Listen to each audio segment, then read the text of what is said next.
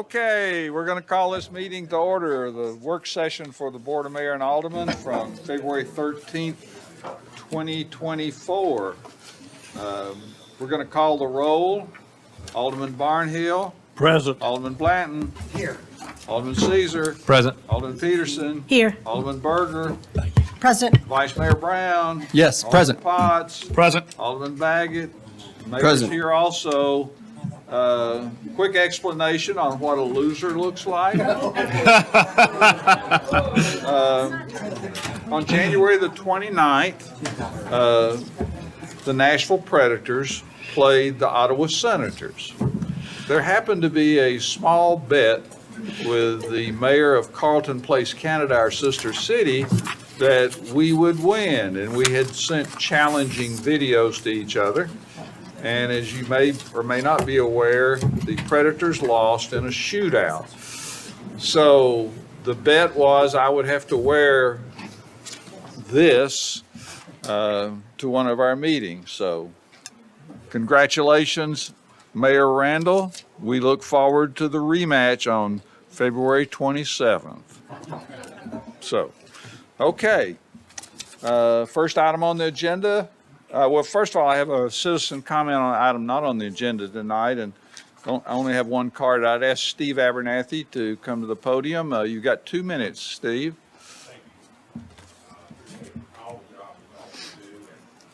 Opportunity to speak. At the January 9th BOMA meeting work session, there was quite a bit of discussion about Long Lane Overpass, and that's what I'm here to talk about tonight. Some of the aldermen questioned the importance of it. Do we still really need it? And from my perspective, and about 90% of the homes in Ladd Park, the answer is an emphatic yes. This item has been discussed since 2010, and it's critical to the safety of Ladd Park as much as anything, and the dangerous road of Long Lane, that especially the 90-degree curve that's at the bottom. A question was asked, did we miss an opportunity to build it earlier? Absolutely. This was actually talked about in 2013, and at the time the cost was $6.7 million, to get an idea of how much the cost of inflation has gone up. Now, some of that is additions that have been added to the project, and Eric's been great at explaining that. Another comment was made, it could be 20 or 30 years before it's actually built. There was no question about it being needed. It just is going to be a while down the road, and that's just not acceptable. Too expensive, other priorities. Mac Hatcher Southeast, we understand all that. BOMA has voted twice, once in 2013 before the truck accident, 7-1, to move the Long Lane Overpass forward. Again, it was voted in March of 2019. It was unanimous. So it's been talked about for quite a while. Interstates are very vital to a city, especially I-65 with Franklin. What makes that even more important and vital is having the proper overpasses or underpasses back and forth to connect east and west. I did a little informal road study myself. Didn't cost you a dime. Started at Goose Creek and drove all the way to Concord. And in that period of time, there are 6 overpasses and 1 underpass in that distance, so 1 per every mile. If you look at where we are in Ladd Park, it is 6 miles from Highway 96 south to 840. So we have 2 overpasses basically in a 6-mile area. The danger is if something happened, and God forbid it does, and I realize there's a good chance it might not, but it did happen once. And when it happened, it affected 102 days of trauma for a lot of families in Ladd Park, because at the time, guess what? The Carruthers extension wasn't done. If you'll go ahead and be winding up on your Okay. 2 minutes. Thank you. So this is what I'm asking is, Long Lane is a must for Southern Franklin. I talked to Jonathan Marston just yesterday. If you all gave the green light tonight for the Long Lane Overpass, it wouldn't start construction until May of 2026. It wouldn't be completed till 7/31 of 2028. That's a long ways off, and that's about 16 years or 14 years after the truck accident. Thank you for your time. Okay, next is event permit for Tennessee Oncology member summer event sponsored by Tennessee Oncology, June 22nd, 2024, Park at Harlinsdale Farm. This is a private event, but because of the size and scale, it is Tennessee Oncology employees and their families statewide. So it's some 2,300 folks attending. It does necessitate board approval. It's a one-day event, music, food trucks, et cetera, in the park from noon to about 8 o'clock. So that's what we're looking for approval. And Monique's here, the real expert, so. Well, anything everything else to Eric add? said is accurate, so. Okay, moving on. Monique, are they serving beer? They are not serving beer. I knew they hadn't been before. Beer board. Good point. Item 2, Resolution 2024-12, a resolution of support to present the City of Franklin's history to a fuller extent through the installation of 3 historic markers that acknowledge, honor, and give voice to the stories of racial injustice that occurred in Williamson County following the American Civil War. And we have several presenters here tonight. If they'd come on up and join us and introduce yourself to the audience.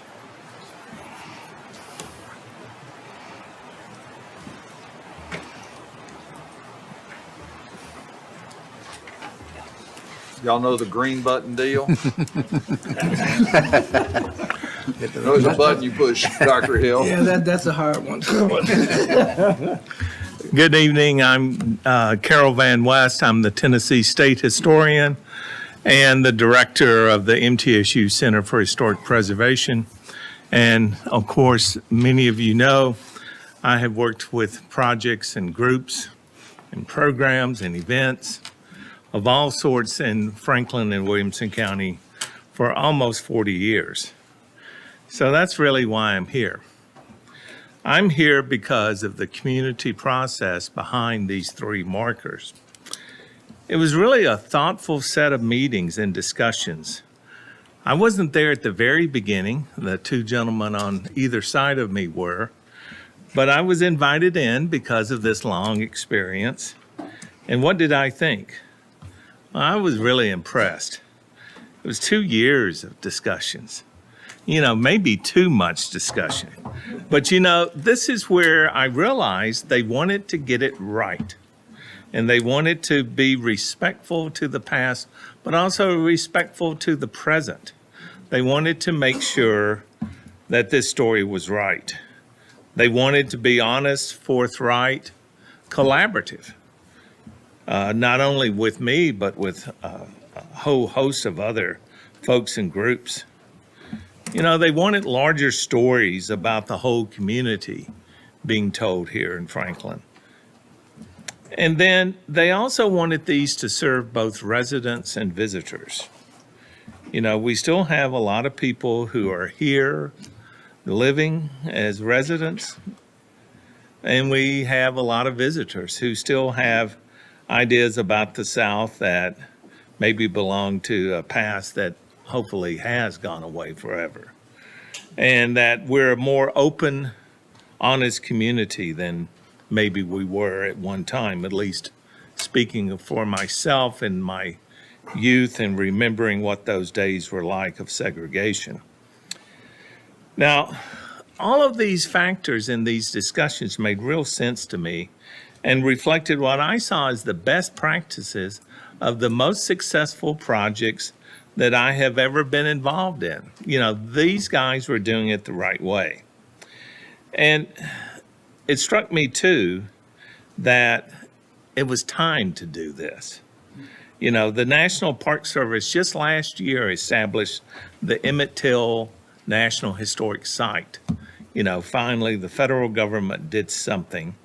But I had first met with community leaders there trying to do something in 2006. They kept on working it, and then finally, more than 15 years later, they accomplished something. This group, I think, took a broader, more collaborative approach. They went to the Civil War Historic Preservation Commission here and discussed the project with them not once, but twice. And in both cases, the commission validated their approach and the marker text. Again, not once, but twice. So, I'm here because I want to support this project. I think it's meaningful for the people of Franklin. I think it's meaningful to all of the groups that have gotten together and worked on this for the last 2 years. But it's meaningful for Tennessee, too. I was involved with the marker many years ago in Brownsville. That was the first of these markers put up. And I thought then in 2010, well, we've turned a corner. Well, we maybe turned the corner, but we didn't get too far. This is another step in the right direction, and I'm proud to be here to support this initiative. I'm Pastor Kenneth Hill of Shorter Chapel African Methodist Episcopal Church here in Franklin. And I'm glad to be back before you guys. I'm back. Franklin's a great city. And great people, great citizens, great leaders. I'm a proud member of the 2017, the best class ever. And so I have been born in the crucible of Franklin since I arrived some years ago. And so I was encouraged to, along with Julian Bibb, we co-chaired this group. And we've been working diligently almost 3 years now, meeting every month. And like my friend Dr. West says, sometimes we had too many conversations, perhaps. But in the journey, I think this was part of the journey for us to break down the barriers among us. We had to trust one another. And that was my mantra when we began. I said, this is not going anywhere if we can't get along. If we have issues, we can't break down the walls of Babylon that keep us separated one from another. So that was part of the kind of informal bonding that had to take place in order for us to get to this point where we are, to be able to make this presentation to you. Because I said, if we're not together, then how can we expect the community to gather together?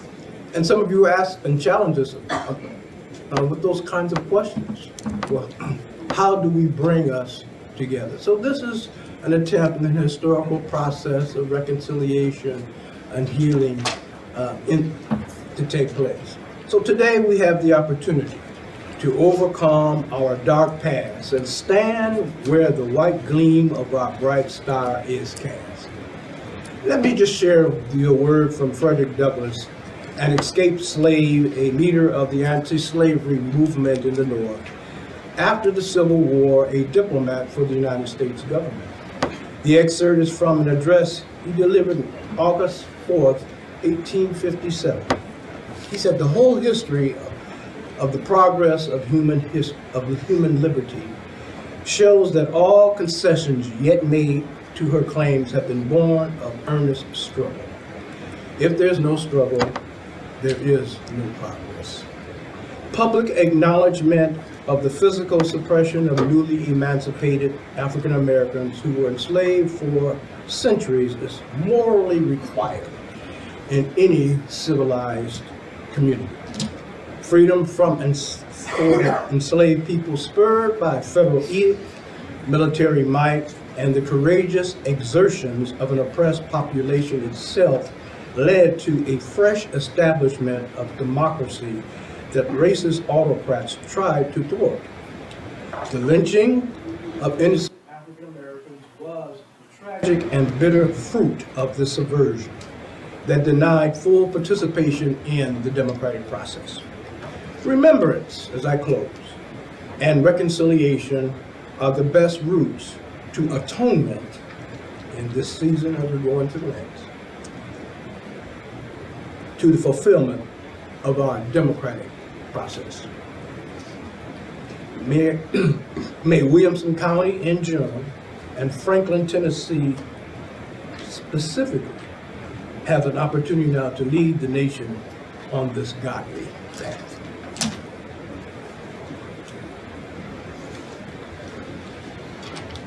Hello, my name is Lamont Turner. I'm a board member for Tennesseans for Historical Justice, as well as Franklin's Charge, which deals with acquiring land to preserve the narrative and kind of expand or tell the history of our Civil War past. And as you all stated, we've been on a multi-year process, and it's been a lot of interesting and meaningful discussion. And when I look back over it, I had to go back to why Mayor Moore said he was interested in this project, which was he was inspired by EJI, Equal Justice Initiative, which is where they memorialize lynching victims. And that was founded by Brian Stevenson. And I was watching one of his videos, and he said that what he hopes that community members take away from reading these markers is that they walk away with the idea of never again, never again. And as we went through these different community discussions, we've had the opportunity to watch new board members come on and us as administrative members serve and watch and call out to our previous service members to actually denounce white supremacy. And we all saw white supremacy usher in one of our previous city council members. And for some of us, that may have been more alarming to some than others, but there was a visual image that we all saw of that potentially happening again. And so when I think about these potential markers going up, I hope they serve a purpose, like Brian Stevenson said, to where the readers of our community and service members, where you service, as I've often told one of the aldermen here, I used to see him out in public and I say, hey, I'm one of your constituents, right? That's right. That was, even though you weren't serving my particular district, you're still up here making decisions for me and you're serving me. So hopefully for the next service member that's actually serving in their role, hopefully they'll walk away from these markers saying, hey, never again. We never want this to happen and never be allowed in our city, and that be the standard. So I've really got an appreciation for where we have been as a community, where we're currently at, and where we could and also could not go as a community. So I think a lot is up to you all to really control a lot of that. And so I'm grateful for this process that I've been engaged in, and I thank each and every one of you. Comments from the board? Questions? Just one. How many years ago was that, Lord? It had to 25? be decades for sure, man. But we're both still here, and so you're doing some things right, and I'm trying to hang on in here as well. But that being said, decades ago, it had to be. Yep. My only comment, Mayor, if I may, Please. is that, a few weeks ago I attended the Civil War Historic Preservation meeting and heard the discussion about the language that was going to go on these signs, and was very, very pleased with the intentionality and the focus and the energy that was put on making sure the language was correct. So as not to mire us or anchor us in the past, but also make sure that we celebrate the progress we've made since these times. As you say, Lamont, let's not go back, but let's also appreciate how far we have come as a community. And I think Franklin, candidly, in my opinion, having lived in other communities where I would not say this, is the bell cow for how communities can come together and heal through this time of brokenness that happened many, many decades ago, but recognizing that if we're not constantly aware and continuing to tell the story, we're at risk of repeating the past. So thank you three for doing the work and getting it to this point, and there's others certainly that are behind the scenes working as well. Appreciate you bringing this to us. Alderman Baggett. Thank you. No, I think the Civil War Historic Commission meeting was good and productive. Does the text, there were comments though about some of the text in that meeting, some adjustments. Was that included? We incorporated all of those suggestions. Yeah. Because I think there was some good feedback. Just It was some good feedback, and, you know, one of the, the roles I play within the committee is everyone talks and then I start writing and trying to incorporate all of those thoughts together. So I think we really captured that well. But that was a real, you know, again, to me, that was important, not once, but twice we went to that commission and got good suggestions. And so I agree. I think this story needs to be told. You know, I've brought up the locations a few times, and the Pastor Hill and I have talked about that. Staff, do you know? Did we give them these locations? I guess how, or maybe y'all can answer. I just want a little background on refresher on how they came about. Because one of them is, I guess, on City Hall site now, which we're redeveloping probably. And then there's been, you know, Pastor Hill has mentioned the area around the church that, and so I just wonder, I just wonder if, because like you said, Lamont, that where they are needs to serve a purpose. And I just want to make sure that specifically marker 2 and 3, that we really have that there is a purpose. The locations serve a purpose. And I think that's a pretty fair, it's not a critique, it's just a fair thing I think I would like for us to discuss. Is that the best place in the city to serve the purpose, markers 2 and 3? You know, when we have some other areas of town where we're trying to get tourists to go and explore our African American history, particularly on Columbia Avenue, which there's some really pretty neat things happening on that stretch that could integrate our history in a more pedestrian active area than markers 2 and 3. Well, if you don't mind, Alderman, I want to call Julian Bibb up because he has really led within the committee, he's the location guy. And I'll let him speak to that because happened, it was Bev Berger who got it. So, Mr. Baggett, yes, the locations that you see, there we go. Is that better? Bring the whole thing, all right. Am I better? Everybody leans like they have to. Okay, so when I was speaking, you didn't hear anything I said. I have to. Well, I can't do that. So the locations were designed, Rick Warwick and Vern Girth initially made evaluation where the location should be. Now, this goes back before we were with you all previously. We looked, after hearing comments from you, we brought those locations up to the Battlefield Commission. We then debated among ourselves about what is the best location. And so we discussed, should markers be at the actual location? Should markers be at City Hall or the square and moving toward Columbia Avenue, as you suggested, and maybe down into Natchez? Or should they be with the proposal that we've given to you? And we came to the conclusion almost unanimously that this proposal for you tonight, to have them start at the property around City Hall, and Vern Girth has indicated that won't be in an area that the construction is going to affect, that they go to City Cemetery and Bicentennial, that is going to lead to a much greater traffic flow, an easy walk for pedestrians.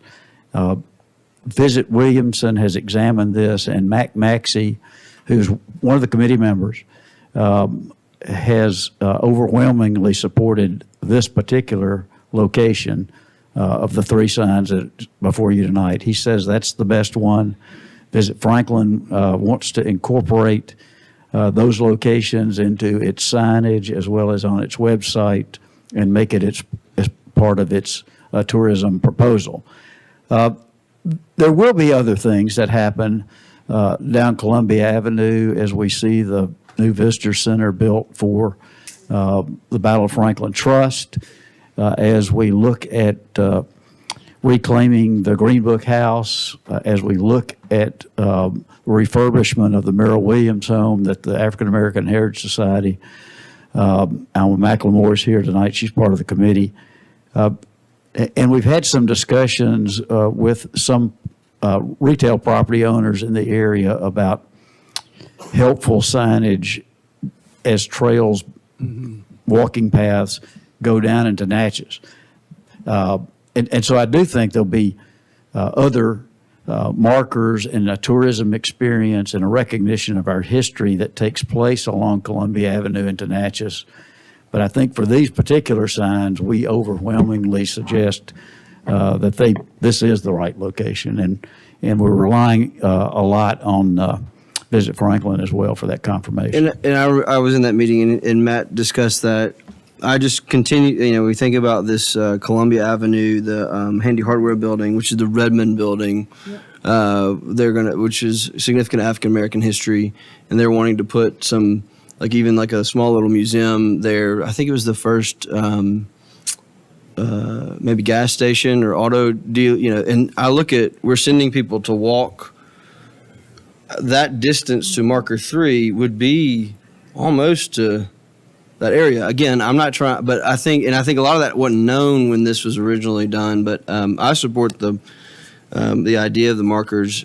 I do markers 2 and 3, just wonder with some of the other information if getting people to walk towards the retail and then the other historic sites that we'd like them to, instead of going to Sonic. Just my thoughts. And other aldermen may have other comments. Let me just add another piece to this, and I think, Patrick, you referenced it in terms of the master plan. There should be a master plan for the Natchez community. We've had discussions, Julie and I and Alma, with H.G. Hill to discuss their plans. They could be a key stakeholder in this in terms of the neighborhood development. Because even though we are kind of looking back and reclaiming our past and moving forward, I think in moving forward, there should and ought to be a master plan for Natchez neighborhood. That could be and other stakeholders, developers could be part of that, and we should be at that table to help guide those conversations. Because that's the future of that neighborhood. So it's not just the preservation of buildings, but it's the preservation of the people who are there and future citizens that are coming. And Shorter Chapel is one of the anchor properties in that area. And so that's what I would look forward to when sometimes the mayor says, well, what's the next step? I say, well, I think that's part of the next step.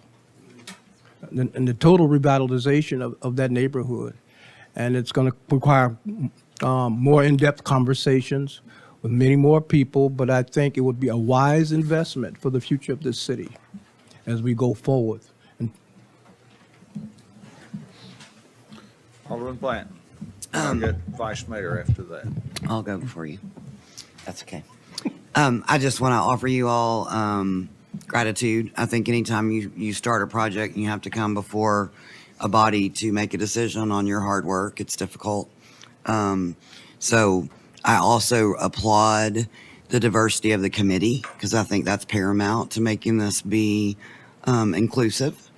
And I said it out in the lobby. I think we need to probably lose the moniker that it's been referred to moving forward because of lynching markers, because I think it takes people back and they don't understand. And I see that reflected here. But I think that Franklin is getting it right. And this is just one more step up the ladder of making sure that we have a more balanced story as it pertains to our history and our diversity. So thank you all for your hard work. I'll echo the gratitude and support it, obviously, for all the reasons that you guys have talked about, did before and still do. I I too still am struggling with that bicentennial location. It's, the group you have together is a phenomenal group of people I really respect, so I'm not suggesting for a minute that I would know anything more than what all of you knew and unanimously voted to choose. But my comments last time, and I'll say it again, on bicentennial is, when I think about what we're doing at bicentennial now and the plans for that and how we're going to program that, the types of things we're going to do there, and I think about how it's used now, it's more of a residential park almost even. Like people pull up there, they walk, they do, and maybe that's good, but it feels like there's not context. And I agree with you, we're going to send tourists, or we're going to send visitors that way, only to have to send them back the other way if they're in our city to understand the full context of the Civil War story. We're breaking it into two pieces almost. Like, it doesn't feel contextually connected when you send them one direction to hear one part of the story and send them in another direction to hear the other part. Like, it feels like it just would be better together, like a narrative as you're walking. So I respect the committee enough to think that you've thought through this really, really well, but I'm still, the bicentennial one to me is still just, it just feels like it's going to be contextually out of place. But I might remind you that you have the Toussaint Louverture. Well, that's and true. all the other historic cemeteries there, and also you're right across the street from the Hard Bargain neighborhood. So there are some pretty significant historic sites in that area too. appreciate that. Yeah, well said. Yeah. Other comments? Alderman Berger? I was just going to say thank you so much for all the things that you've done. Ready to move on? Might have a couple of comments just on a couple little words here, but I'll send those to you if that's okay. But in slide 1, there's one thing here. It says, lynchings of African Americans were one of the most public and brutal forms of racial terrorism. Then it says, across the United States, at least 4,000 such lynchings occurred, but it doesn't say locally how many occurred. We don't have any reference to that. So I think that's missing since these are local markers. I just thought it should be in there somewhere. But anyway, just my comment. Thanks. Thank you. Thanks for your hard work. Thank you. We'll keep moving along. Did you have a comment, Alderman Caesar or Alderman Potts? Great. Thank you. Thank you. See, we're going to go look at item 3, which is Amendment 4 to the City of Franklin contract with Ascension St. Thomas Urgent Care. Any questions about that one? Item 4 is Resolution 2024-10, a resolution authorizing the use of competitive seal proposal procurement method for choosing a service provider for group employee health insurance. Any question about that one?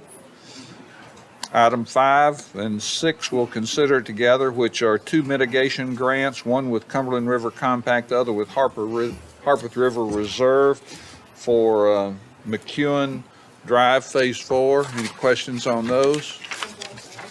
I wanted to know what about, I mean, I went over back to look at this 5 and 6 where you're talking about mitigation. This is one of our holdups with the McEwen project. Unfortunately, this caught me a little bit off guard. I didn't know we were going to have to do it. But once it was highlighted by our consultant, you really had the option to try to mitigate on site, which is not an option, or we have to purchase into a mitigation bank, Which is what these two which is what things these are. two are. Ideally, you do it within the Harpeth River Basin. Right. The credits are not available there, so we actually have to do it with one in the Harpeth River Basin and one with Cumberland River Compact. And when you start going outside your basin, there's suddenly a multiplier on it, and so you're forced to have to buy more credits. But we've looked at multiple locations, multiple mitigation banks. This is the best option out there and allows us to move this project forward. It just seems Once very we can get expensive. It this- seems very It expensive, is so ex- I Very So one of the things it is we're doing a fairly minor culvert extension, about 190 feet. But what they do is they look back on the existing culvert Yeah. and take all that into consideration. There And is none. this is a problem and something we're going to have to keep our eyes on future projects. There is no existing culvert. There is a fairly big culvert that Well, we're extending essentially. it's the darn ditch. Yeah. Is what it is. It's the place that everybody goes off and rolls over and this is one of our remaining things in CSX, and once we get that, we're submitting to TDOT to get that notice to proceed for How construction. long does this set us back? We're still hoping in the next 2 to 3 months that we're waiting, we get it all to TDOT for approval so that we can get that notice to Those proceed. markers that they want to put up will pertain to me soon if we don't get this done. We're working hard. Because honestly, I don't know. It's really this and the CSX contract that's holding us up, and we're working full-time on it. Well, the railroad, you and I need to talk offline. This is, I know. I know. We're in the home stretch to get it bid. I know. We need I just know. About probably 3 months is our goal to have it out Yeah. for bid. We were supposed to be out to bid by now. Correct. Yeah, well, yeah. We've had about 3 years delay in this whole project. I'm not blaming it on you, Paul. No, I get because it. you I guys understand. are on it all the time. Yeah, I understand. It's just so frustrating. I mean, we've had this in the works for I don't know how long, and it is not your fault. I know that, but we've been dealing with this huge headache for so long. Every time it rains, we have accidents over there all the time. We've lost lives. We've had people seriously injured. And then I look over here, and it's just depressing because I look over here in Franklin Road, and all the problems we have with Franklin Road got started and finished. It's done. Of course, McEwen Drive is a huge project. Oh, yeah. It's very, very expensive. Much more involved. The terrain is horrible. And then, of course, I'm not bemoaning the fact that we got great grants.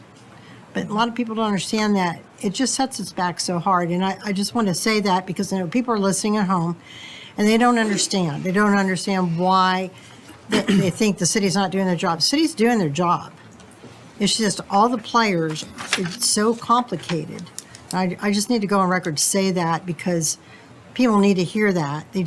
I constantly field calls with it, meet with HOAs, talk to people over there.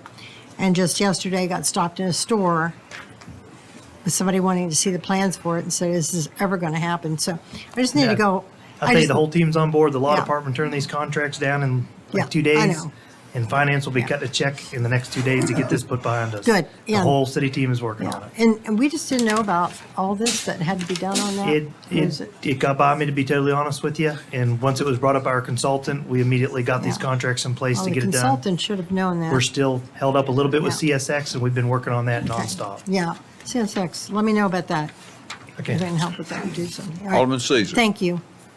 You're welcome. And not to add additional time, but more of a curious question for me. Item number 5 is the 0.03 acres, and that's the Cumberland River purchase that you mentioned was more expensive. I guess for me, I'm just curious, are there other locations perhaps we could purchase those relief from? We looked at multiple locations. Yeah. I even asked, why don't we just go to Cumberland River? Because if you just look at it per credit, it's cheaper. But when you start adding the multiplier of going outside the basin, it actually becomes more expensive. The permitting agencies generally are going to force us and have to approve where we mitigate from. And I think our consultant said there was one out in Knoxville, but didn't think they could ever get it by the permitting agency. So this is No, our best option. no, And don't do that. Cumberland River Compact's a non-for-profit. Yeah. So I think this is the way to go. Okay, thank you. And you may not remember, but Cumberland River Compact is our environmental partner that we work with. They've been great Yeah. partners and Good partners. very collaborative, so. Yeah, they're good. Item 7, which is City Hall 100% schematic design, opinions of cost and guidance on proceeding with a construction manager at risk, owner's representative, and professional service agreement for Phase 3 design, development, construction documentation. And can we work in 8 on that one also? 7 and 8 relate to one another, so we'll be Which glad to is cover them both. finalizing the professional services agreement inclusive of the attached scope, schedule, and fee for consideration by the board, which will allow for OHM Advisors Studio 8 Design to complete the Phase 3 design, development, and construction documentation for the new City Hall and site. Okay. So I'll kick it off and then hand it off to representatives from our staff team that's been working on this project for several years now. But a few weeks ago, we presented the schematic design elements to you. And tonight, we marry that with updated estimates of cost from 2 different professional service providers to look at that. When you step back and look at this, it's really more than just building a building. It's an opportunity to reinvest and revitalize one of the most important blocks in our iconic downtown. It will provide our community and our city team with modern functional space and capacity and flexibility to meet our needs now and well into the future. The vision has always been to make this a 100-year-plus building that will serve our needs now and in the future and have the flexibility we need to do that. We want to frame some key decisions for you tonight and get your guidance. And to walk you through that, we'll have Kelly, Joe, and Vernon, and I'll chime in a little bit too. Alderman Baggett has worked on an aspect of this in terms of the option to add an owner's rep to our team, and we'll walk through that as well. So Kelly, take it away, and thank you for the opportunity. Thank you, Eric. In 2019, the BOMA launched the design process to envision a new City Hall facility in its prominent location on the historic public square. And the team spent the year of 2020 virtually engaging the community and developing the master plan, which was well supported through the public outreach process. Fast forward to today, we're completed with schematic design, and we are poised for the next phase, which is design, development, and construction drawings. And as Eric mentioned, this is an opportunity to reinvest into the block at the heart of the city of Franklin. And it includes various components that all work together to collectively bring broad benefit to the city.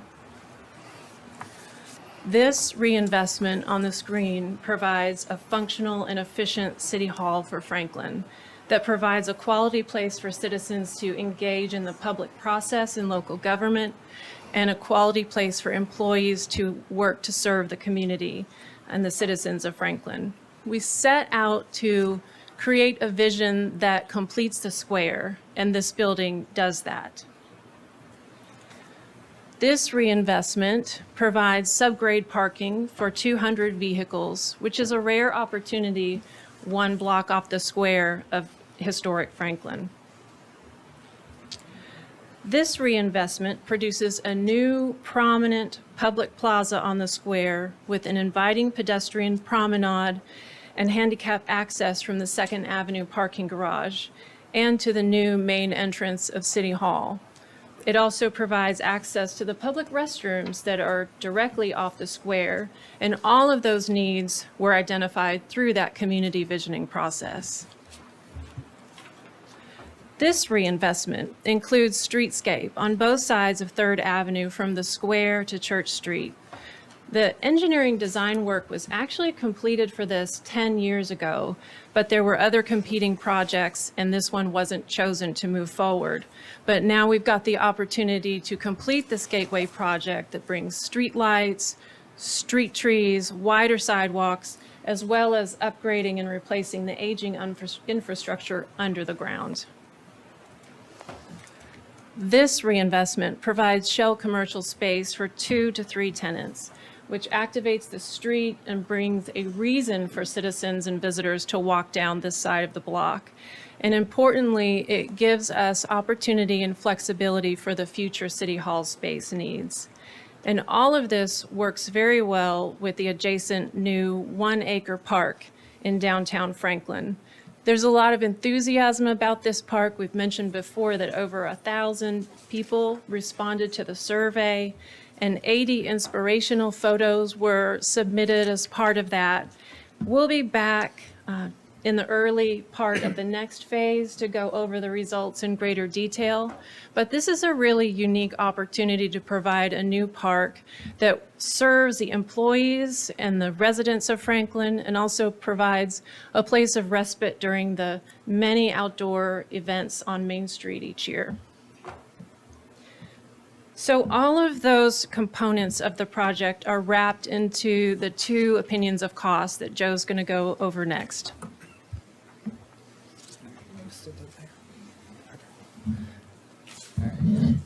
Thank you. Joe Marlowe with the City of Franklin Engineering Department, and I'm going to walk us through the opinions of cost. We have been getting costing information from the parent company to date. The parent company is very familiar with the area. They built the Brentwood Police Department headquarters. They built the Williamson County Public Safety Building, the BGA Theater Center.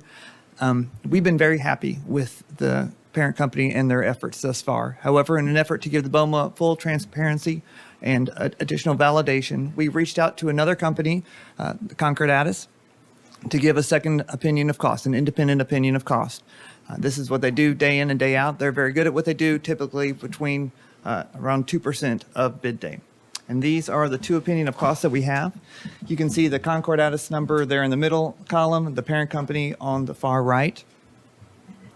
That top line, the darker blue, are the hard costs for the building. These are the sticks and bricks for construction of the building, the site, the building in 2024 numbers. You can see Concord Addis is at 68.3 million, parent company at 72.8 million. The soft costs are then again filling up the building, the furniture, fixture, and equipment, the technology, construction, inspections, commissioning, all those types of elements. 8.5 million approximately. We are still carrying a 5% construction contingency. We have an inflation contingency. We are making positive steps to getting this thing built. And that, for as we continue to go on, we get closer to that end date. Therefore, the construction inflation contingency will go down because there's less time now till we move in. Approximately 3 years now to construction midpoint. So 3 years at 3.5% is $8 or $9 million. We have design services spent. Now, these last two lines are a little bit different than as we presented to the BOMA before. The design services spent 2018 to present is basically everything in the City Hall folder going back to 2018 before I was even involved in the project. This is the initial borings that we did just to see where groundwater was.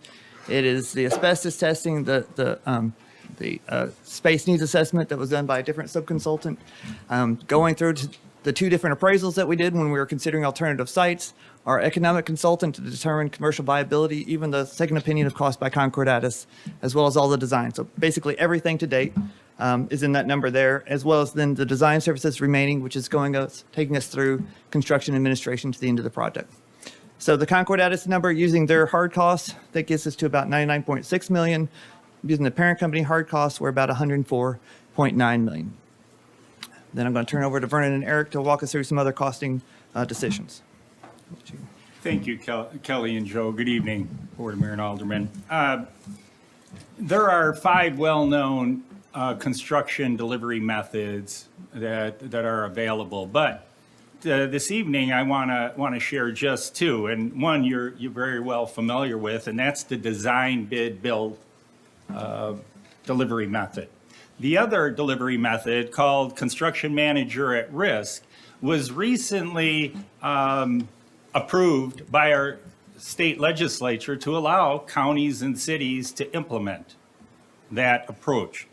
And so it is newer to cities in Tennessee, but it also allows the owner architect and the construction manager to bring them in sooner in the project to collaborate through the design, development, and construction documents all the way through construction. As we know, with design, bid, build, when we go to bid, we get a price from a contractor. And in our conversations, Eric mentioned, and I really believe it's true, it's really the guaranteed minimum price, because eventually you're going to have change orders. And that's how when you do that delivery method, that's typically what occurs, because the construction team that bid on that project looked at the plans and looked at them literally. So any changes are going to come back for change orders.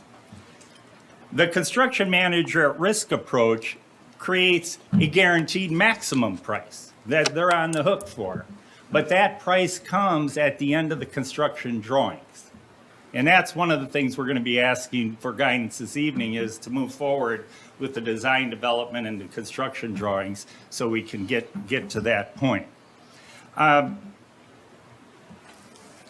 Again, that delivery method has been proven, and I want to give you a couple examples of that. Williamson County has used it on the archive building, the animal center, some of the jail facilities off Century Court, and they've proven to be productive. Franklin Special School District has done it on the Performing Arts Center, and they're doing it on their new administrative building on any lane. I will mention that taking the construction manager approach route does require timely decisions to keep that project moving forward, and as Joe had mentioned, to try to reduce that inflationary cost, really the time of delivery of the project. As I turn it over to Eric to talk about the owner's representative and Alderman Baggett, I do want to share that the county uses an owner's representative. Franklin Special School District does not. So there's no magic. They're both good delivery methods. And we're recommending your guidance to proceed with an RFP to have a construction manager at risk selected to get them involved in this next phase of design so they're engaged in the project through fruition.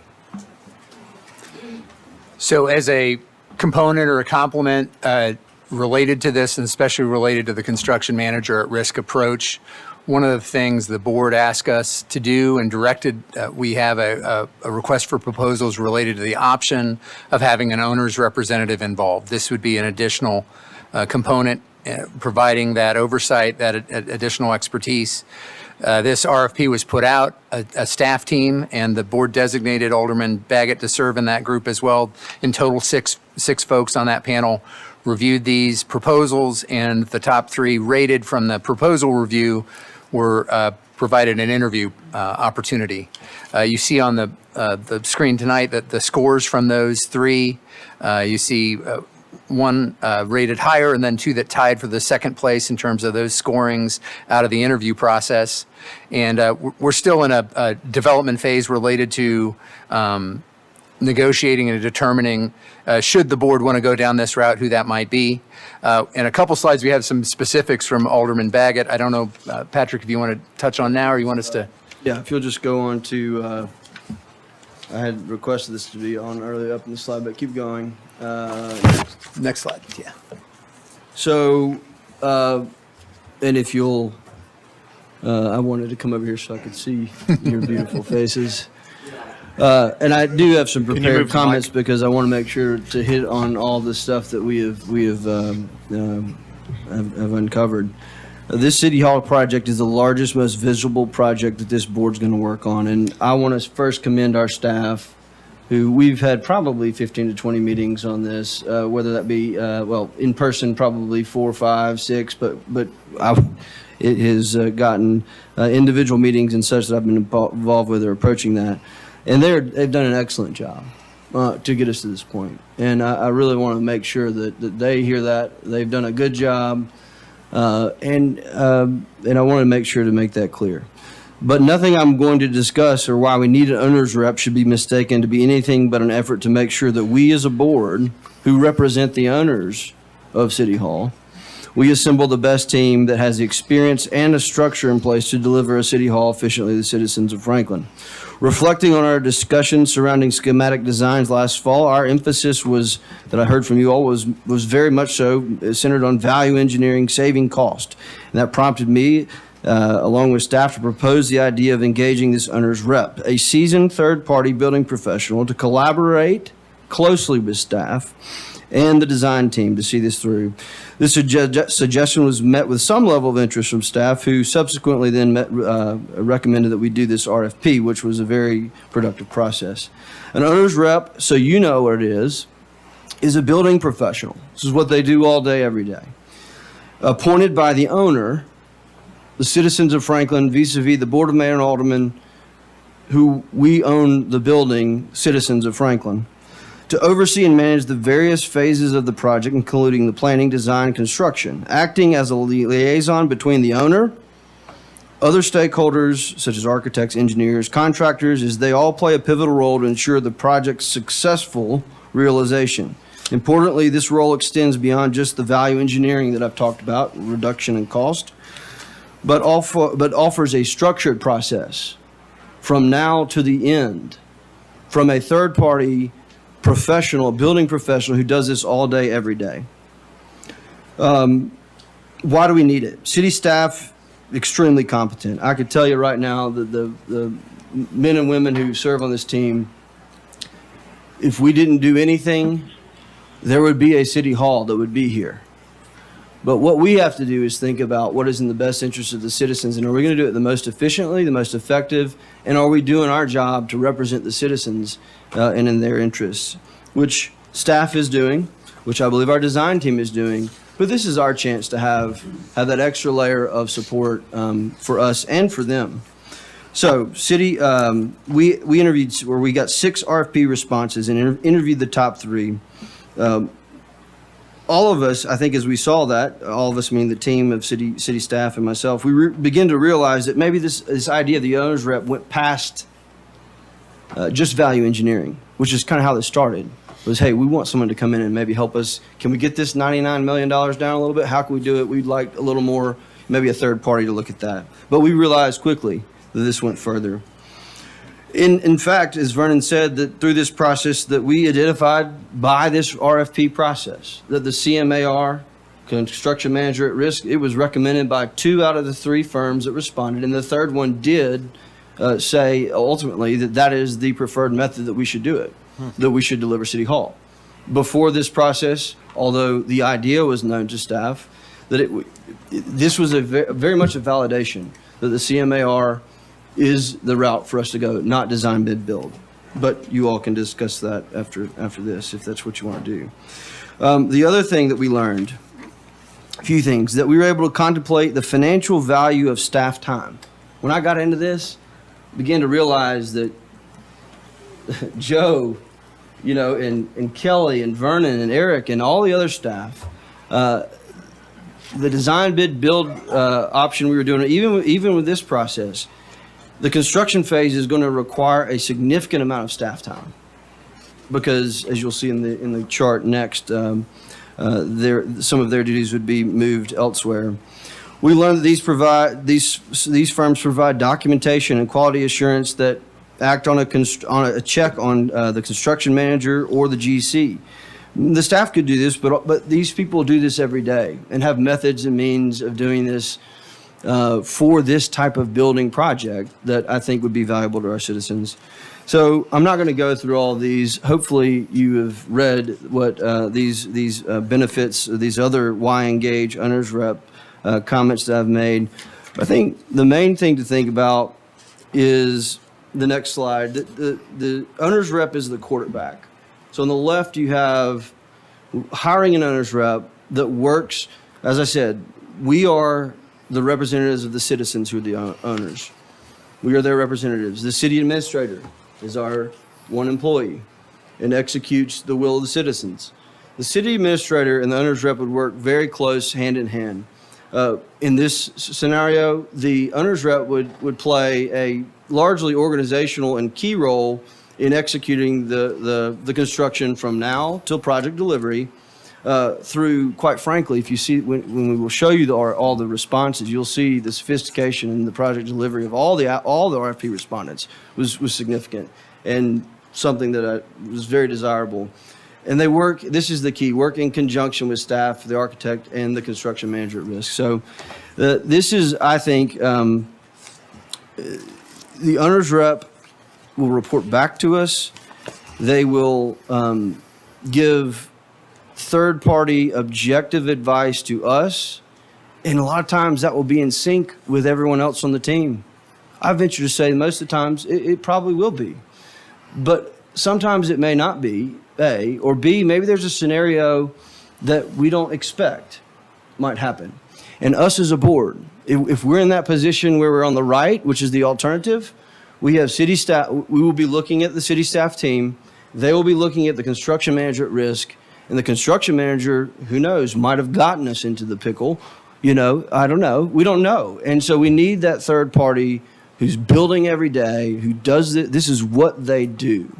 And our staff will supplement that experience. And quite frankly, I can't see, it's really the best of both worlds. We really can't lose. Now, last thing, every single respondent that we had said that they would save their fee in cost savings, whether that be through scheduling, whether that be through material choices, the modification value engineering of the schematic design, that everyone that submitted. Now, you look at me like, well, how do we know that?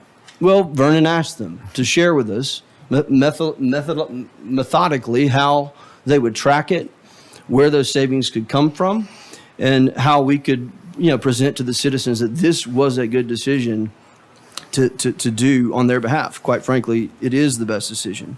So those can be shared with you. I want to finally say here that citizens will know that we are utilizing the expertise we have in this room, but also maximizing the expertise in the private sector to deliver a city hall. This project right here, tons of visibility. We got to have it done on time. We got to have it done on budget. And whatever levers we can pull to make sure that happens after this process, I'm convinced that we need to do that. But I will say that only happens with the expertise of staff that we have in the building as well, in combination with this. It will give us another layer of protection. Now, we want to hear your feedback. That's the next I think, slide. But last Wednesday, I was prepared to, without objection, to make a recommendation for owner's rep to you tonight. But due to a last-minute correspondence within administration, I'm not able to do that. And that's okay. We're going to figure this out. That's why we're delayed here and recommending. But I would advise, with your feedback tonight, that it is in the best interest of BOMA to move forward with this owner's rep. Give staff the go-ahead to move forward with this concept. But I have hesitation about continuing with the next phase of City Hall without that person on board. So we can discuss that, but that will end my comments. Thank you. So, Joe, did you want to touch on this? Yeah, run through this. This sort of adds in these other components that deal with kind of project delivery, and then I'll take the next one. All right.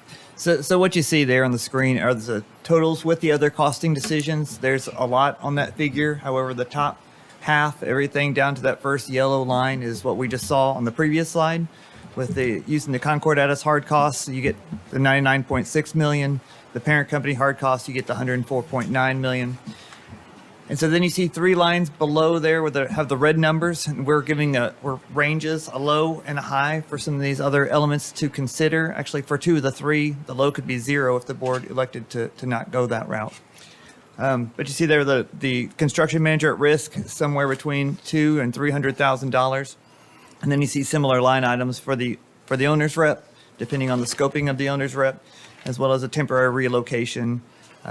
With that bottom yellow line then presenting the total of the City Hall block costs, as well as these other costing decisions, depending on the low or high that we go with. So before we move off this slide, these are elements that are decisions to be made. The construction manager risk, that is a element we've layered on there. You can count that there is a profit built into that guaranteed maximum price as well. So that's not the only piece they're getting, but that's a estimate at an additive element there. The owner's rep piece, this is a range that is still part of what would be negotiated in terms of that cost and how that fits within the project, but we wanted to give you as full a range as we could based on some general numbers that we have now. So that gives you a sense there. And in my view, that is really very much a board decision about your comfort level and how you want to layer on that additional expertise onto our staff team. We will deliver this project either way. It's just a matter of if you want to have that additional component.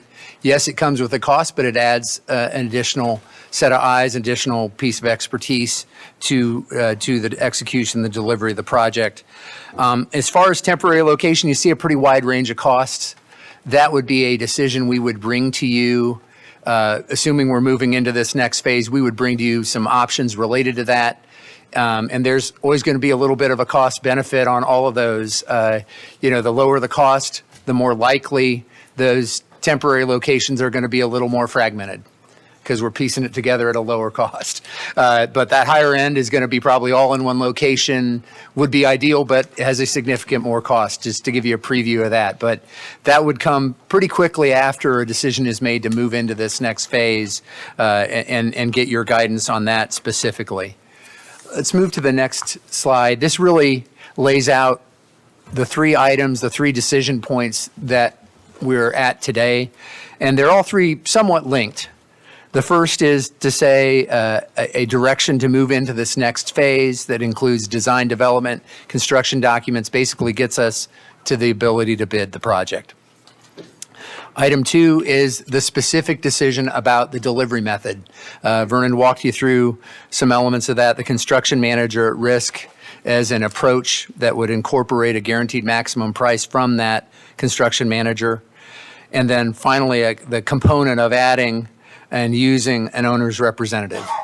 For tonight, the direction would be we want feedback on all three of these. Related to the owner's rep, I think I would look first for just a direction of, do you affirm that you want that added in, or an option specifically negotiated to add that in? And we can bring back to you a specific proposal, recommendation, and some more refined costs related to that.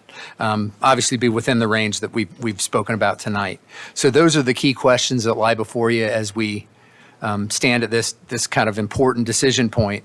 We're glad to answer any questions you have. It's been a long journey, but it's a critically important opportunity in terms of serving the community, reinvesting in this block and City Hall, and we stand ready to answer any questions you may have. Vice Mayor. Thank you, Mayor.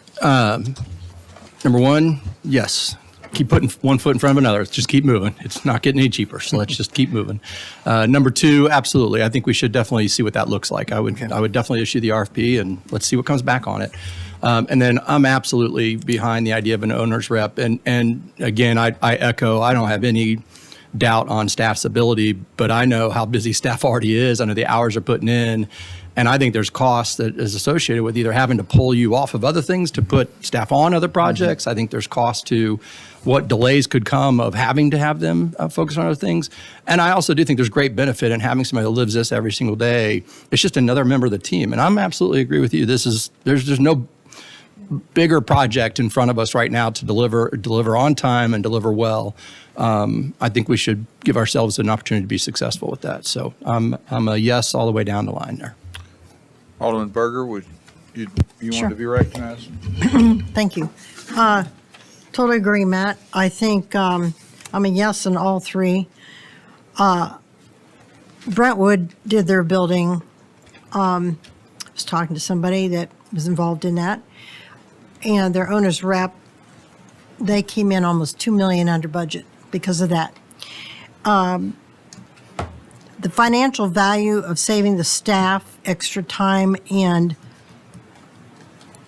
their workload to be alleviated by that just frees up our staff. That's, to me, an absolute no-brainer. I was hoping this was what you were bringing us. The owner's rep needs to be on there for the entire project, start to finish, has to be, or I won't agree to it. And there's really no downside to saying yes to any of these. I really don't have any desire to go forward unless we have an owner's rep. That's a smart thing to do. I've seen this happen in other buildings, and other entities have used that. And I really think that's how we have to proceed in order to be fiscally responsible to our constituents, and also our responsibilities on this whole project is huge. So that gives us so much more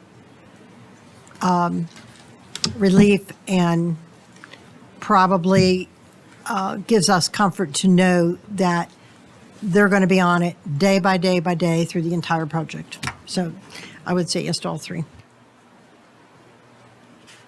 Alderman Blanton. Not to be redundant, but I agree. Our staff is, to me, one of the most talented that I've ever seen. Not to have comparison point, but just the commitment to all of the things that go on in our community, and to take them away from the job that they already do. I think somebody's going to suffer, whether that's them or us or the building. I will say, I think, and I know we're not to a selection process yet, but the other thing that I think is important, if we can all anyway obtain it, when it comes to an owner's rep, if we have somebody within our region of influence, because I think it makes a lot of sense to have somebody who knows the area, knows the way our community is and responds, and just has that background. And to me, always being able to do business local is important, that we give that opportunity to people who live in our community and know who we are. So I'm looking forward to seeing how that all shakes out and the opportunities that we have in that vein. Alderman Potts. Thank you, Mr. Mayor. Yeah, I appreciate this opportunity to be posed with these questions. I'm in alignment as well. I think it's yeses on all three down the board. And I appreciate what Brandy just said. That was my focus, is I wanted to make sure whoever we get this owner reps to be is vested and well rooted in our community. And I truly believe that it gives us an opportunity to save a lot. There could be more cost savings than there can be anything else here, and we could see this number being reduced. I also want to thank, we've said it before, thank staff for doing that, but also Alderman Baggett for being on this committee as well. You did a really good job in sharing that. Look, you did a really good job in presenting that. We appreciate the preparation that you put into sharing that with us. And it also shows the vesting, I think, that all of us have. But we appreciate what all of you've done. And so, I think that's the key, is when we don't have an owner's rep, our staff is already so pressed on all of our projects, on our CIP that we're about to dig into as well. So this is a great cost savings. So I'm all for moving it forward. Alderman Barnhill. I certainly agree with all the comments that we do need the owner's rep. I want to see that happen.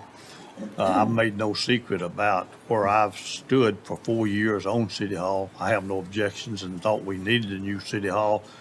My objections and concerns have always been at a $99 million price tag, and the fact that it probably was not adequately looked at as far as another locations was concerned. I'm not going to dwell on that tonight. If there's not enough interest in the public to understand where we're going on this and why it's here, nothing has been said tonight that convinces me that it's economically advantageous to have City Hall at this location. I'd much rather see a park. I'd much rather see something that would be utilized here in this location by a great many more people that are going to use the City Hall at 90,000 square feet coming in to do business here. Because if you're doing business here, you're probably not doing business on Main Street. Sit there and listen, and we listen to one of the markers being located here. And I'm thinking, what if that marker was surrounded by green grass? Something rather that was some whitening area here. And I'm thinking, but that's not, if we do it, that's fine. I'm not going to worry. Probably should say that publicly. I'm not going to worry too much about it, because I've made my comments known. And that was the thing, that when you sent out the request for what we wanted to take off and what we wanted to put on, mine wasn't any problem whatsoever. My concern will be less if we have somebody looking at this that can peel off a few $1 million. And I'm looking at stuff here. We need to peel that back, because I don't think construction costs are what they are in this right here. Because I think, I've talked a little bit, but I don't think we are at a level of construction cost. And I was surprised to see 99 million there that was so accurately forecast as to what it was a year ago, or whenever, a year and a half ago. Because it should have gone up even from that, because we've had inflation at 3 and 4 and 5 and 6%, and it's just now gone down some. So I certainly don't think we need to proceed without the owner's rep. And I don't think, every time we have a comment here, we've got to keep this going. Well, we've got it to the point now where we need to really step back and look at it and make sure that we're not spending several $1 million more than we need to spend on the building. And I understand, we'll make it last for 100 years. I probably am not going to be around to see that happen. So it probably interests me less that it's to last 100 years.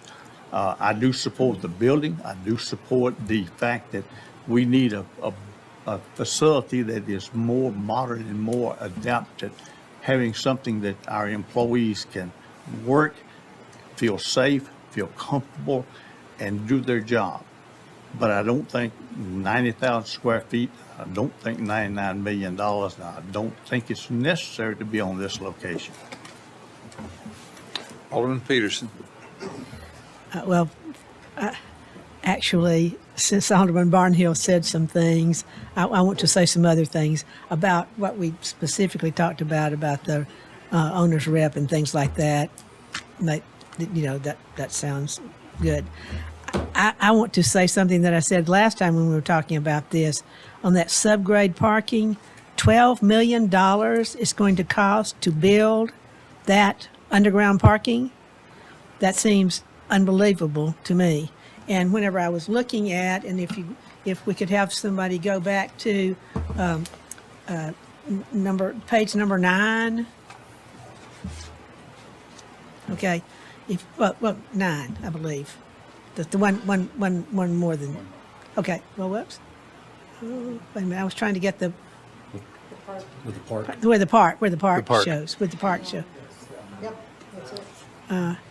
It's the one right. It's one that right. Okay. There. If you look at this, that place for the park is bigger than our Second Avenue parking garage right now. I mean, it would have more parking there than the garage that we have. So that would certainly take up, no more room, but would have a lot more, it would be a lot more useful because, well, first of all, it would give us extra parking in town. And I cannot tell you how many people have said to me they really have had a problem with finding any kind of parking here whenever they come downtown. But also it would be a lot less expensive because it's not underground.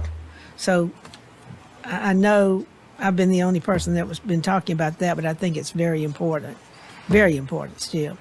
And one of the other things they were showing the Third Avenue, so they're going to be really wide sidewalks. Okay, good, really wide sidewalks. We've lost all the parking going down. No. Where is it? It's on the street. Same street parking you have today. It's just, It's set. The building is set back a little further. Okay, well, wait. So is it those little green and colored things where the lamps are, or out there? It's just on the. It's there, it's just not drawn in. The streetscape and exterior spaces aren't as far along as the building itself because we've changed the layout.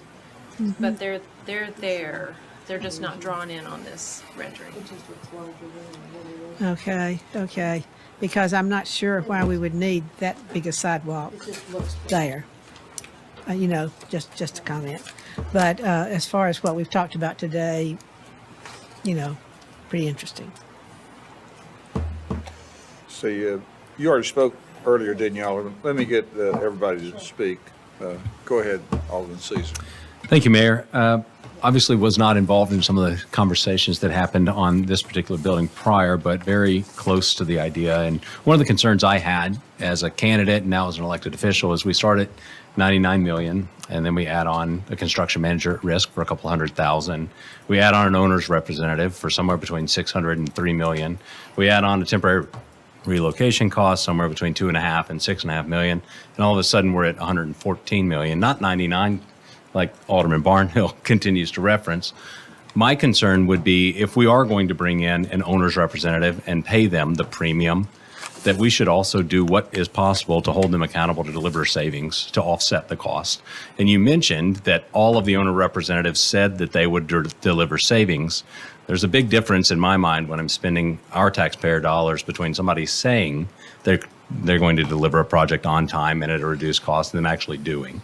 And so my request on behalf of the people that I represent in the city of Franklin would be, as best we can, to put some teeth in that contract to deliver a project not only on time that is as expected and services our community for the next 100 years, but also at or below budget. And I think that's a big concern of mine. I think right now, as we see inflationary costs continue to skyrocket, hopefully an owner's representative with that level of expertise can deliver some of the interior knowledge that perhaps I'll make this comment. If we're going to have an owner's representative that's looking over the top of all of the processes that are happening, I wonder what a construction manager is doing. May I speak? Please. So the construction manager at risk, just think about design, bid, build. So you're designing it, you're bidding it, and a general contractor is going out there and doing it. That general contractor might give us $100 million number, but they're making money in that, right? And so this construction manager at risk, $200,000. I think there was a formula or how you came up with that number, but effectively the profit of the GC and the construction manager at risk, you're going to have, it's kind of all equal, right? The owner's rep, we should share all of the RFP responses, but the owner's rep, when we sat through those presentations, the processes, just quite frankly, some of the things they described in scheduling that we could do differently that would save us time and money. Now, everyone's got to be on board. So this is a collaborative approach, but every single one of them independently said we can do something with schedule. Every single one of them said we are confident that in materials and what was it, the power switches, the big the switches that we've got to have, like those are 18 or 24 months out. Yeah. You got to order those so you're not delayed. There's a whole list of things that just in those 1 hour presentations. And then you talk about the savings of staff time. And you talk about, most of them came in at 1.25, between 1.25 and 2.7 million. And you think about the staff time, if we don't have one, they're going to be managing, staff time is going to be managing. Over a 3-year period, it's going to get, all of a sudden, when you're looking at 1.25 or 3 point, whatever it is, or 2.7, whatever it is, it starts whittling down pretty quick, the cost. And so time savings is a huge one. I will say that we talked about working into the contract a guarantee of savings. And Vernon discussed that, and Eric both with Shauna. And I'd like for you all to speak on that. It was tossed around. It's a good idea. But I think in practice, you really want your owner's rep to be, their only interest is your interest, not, hey, can we do this? Maybe cut a corner here, or maybe recommend speeding up here, save a little bit more money. We make more money. You really want your owner's rep to be, your interest is their interest. There's no financial interest. Now the CMAR is who's going to be that balance. Hey, the faster we go, that's going to be that pressure from the construction manager at risk, because they can make money by saving time and money.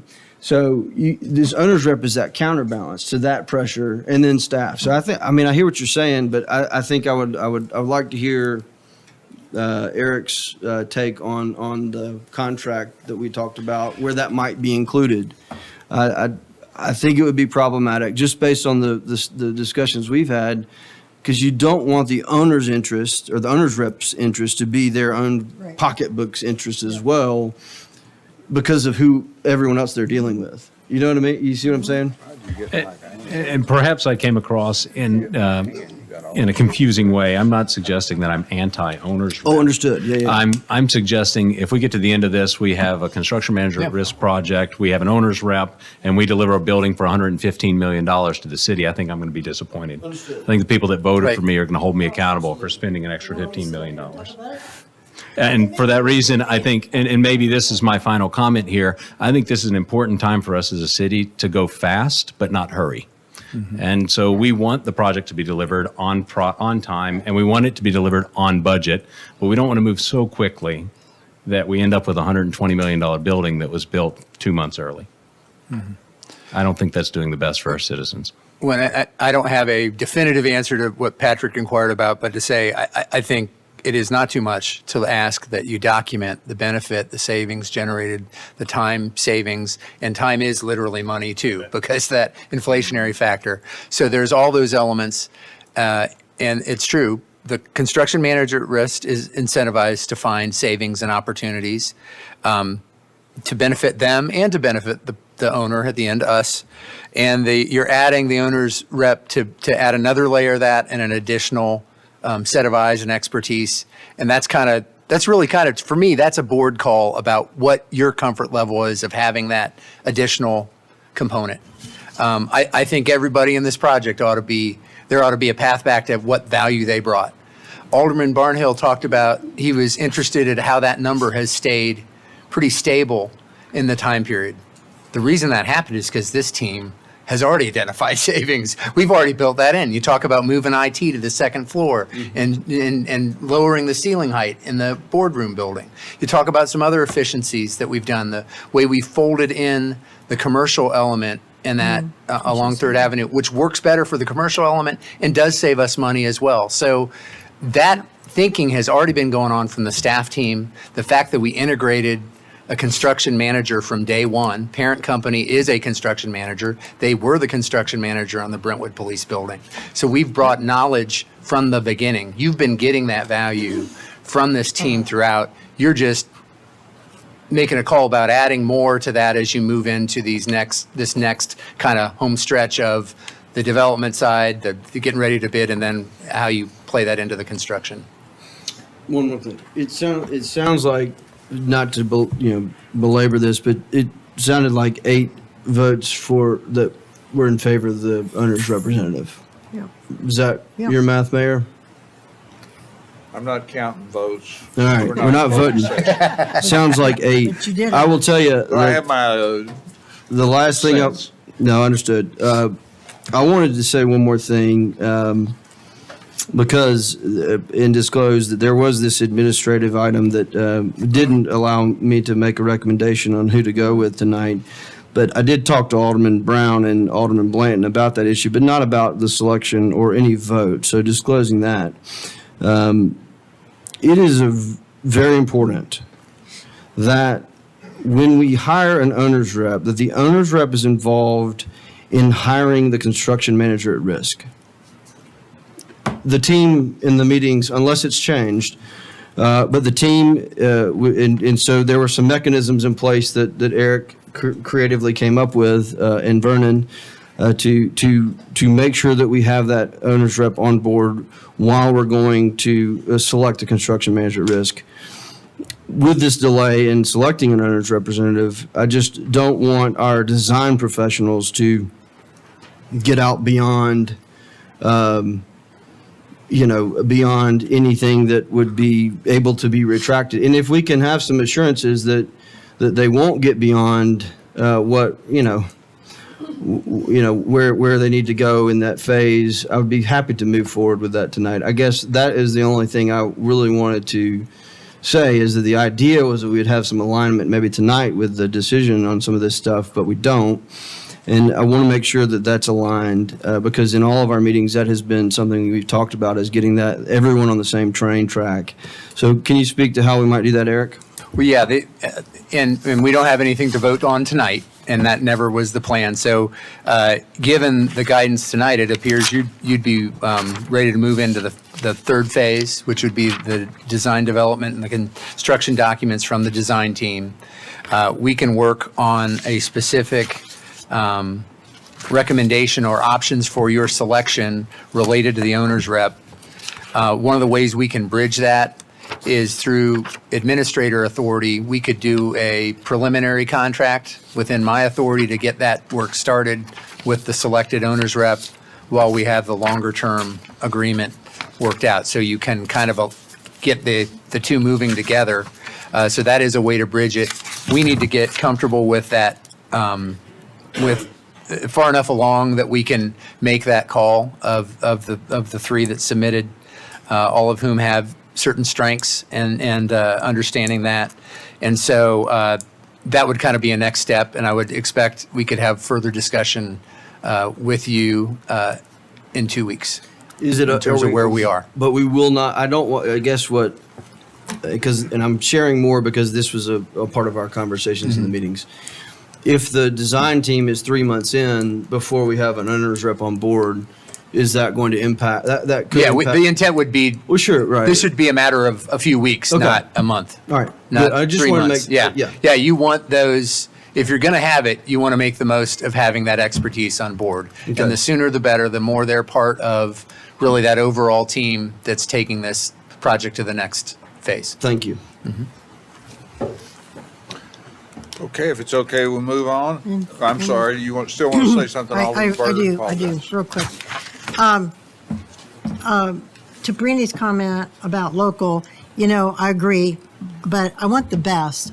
So I don't want to. If it could work out, Yeah. I don't mean. Right, and I don't want to limit it to Franklin or Williamson County, and I don't want our thinking to be that way, but I understand what you mean, but I just wanted to say that, look at who was the owner's rep for the Brentwood building or something. That might be helpful. They're probably here in Middle Tennessee, and they understand, so I think that would be good.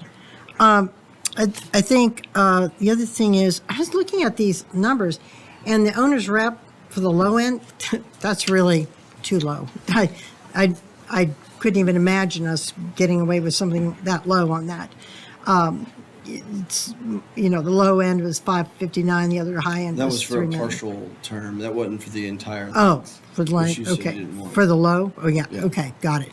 Because I thought, how is that, We're giving you a full range Yeah, of full costs. range. And we will be Yeah. careful because we're still Yeah. in what you would call a negotiating stage, so we don't want to talk Right. prices at this. I got it, but, make sure there is full range. Yeah. And, I just have to say something. And I'm not, please don't misinterpret me as being a jerk here, because I have no intentions of doing that, but I'm just a little disheartened because we seem to beat on a few of the same points over and over. It's like we decide to build a house. So we go and get a piece of land, make a decision, we buy the land. We figure out what type of house we want, what size it wants to be, where the parking should be. We hire the architect. The train has left the station, it's almost halfway there. And yet, we're still talking about the location and the parking. And really, I know I'm going to come across sounding like a jerk here. And I want to say again, I'm not trying to be that way, but we have got to stop this. The train is down the station. It's left the station. It's halfway down that road going towards our destination. We've made the decision, this board, we have underground parking. We have a park. We are going to spend some money, but everybody's doing their job to make sure that we can. Thank you, Patrick, for all this stuff that you've done to make sure that we are going to be wise, fiscally responsible, and do what we need to do. So I just want to say that because it just seems to bother me every time because I'm like, all right, we've got the spot, we've got the house, we've got the everything, and we've got the architect, we've got the plans, and we're like, we're still talking about the location. But and I don't think there's any worry about, we do need to move fast. Every day is costing us more money, but we don't need to hurry. And I don't think there's any chance of that because it's government. I don't know government's I don't think we've ever had that problem of hurrying in government. It's just it's the beast, it's the animal that we all exist within. So, it's laughable, it's a joke, but it's reality. And so I think we're all doing the best job. And I really commend the aldermen and our comments, and they're accepted, and I appreciate all the comments. But boy, we've got a lot of work to do. And I think tonight, the thing I really am thankful for is Patrick, all the work you've done and the team. I just want to say thanks because you really are looking out for the best scenario for us. Thanks. Item 9, rezone 2.004 acres from residential R3 district to civic institutional for the property located south of Del Rio Pike, west of Alexander Drive at 810 Del Rio Pike. Establish a public hearing on March the 12th. I'd want to quickly introduce Employee of the Quarter, Joseph Bryan, who will be presenting this item to you. There you go. We call him Joey, though. Joey. Pictures out in the hallway. Yeah. If you want. He'll have an autograph signing copy. between Signed copy. meetings, so yeah. This There one's you go. pretty straightforward. I can keep it pretty brief. This is a rezoning request from R4 to civic institutional. It's consistent with Envision Franklin. The property has been used for school or institutional purposes for several years now, so it's just a continuation of that use, but getting the zoning to align with it. So, can answer any questions. Item 10 and 11, we're going to. One question, is there any need for y'all in the parcel to the west? Sorry? The parcel to the west too, don't you? The vacant parcel Vacant. is not owned by the school. Okay, sorry, thank you. We'll consider item 10 and 11 together, which is ordinance 2023-43 to rezone 93.32 acres from Plan PD, and I won't read all the numbers, to a different PD, and also the development plan for the same property. Yep. Joey? Thank you. I'll try and keep this as brief as I can. So this is a revision to the McEwen Place Town Center, and basically what they're trying to do is they are requesting to reduce the non-residential use by 63,863 square feet, and then add an additional 223 residential dwelling units to the entitlements.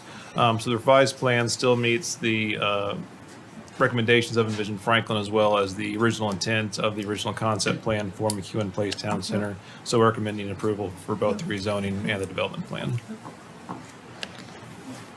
Item number 12 is Resolution 2023-81, amending the Tuckaway PUD subdivision to extend the vesting rights for the property located south of Bowman Road and west of Lewisburg Pike, located 1190 Lewisburg Pike and 2208 Crossway Drive. Established public hearing March 12, 2024. Yes, the applicant has requested to extend the vesting by 3 years until March 2027. This is for a PUD that was 37 single-family dwelling units. Oh.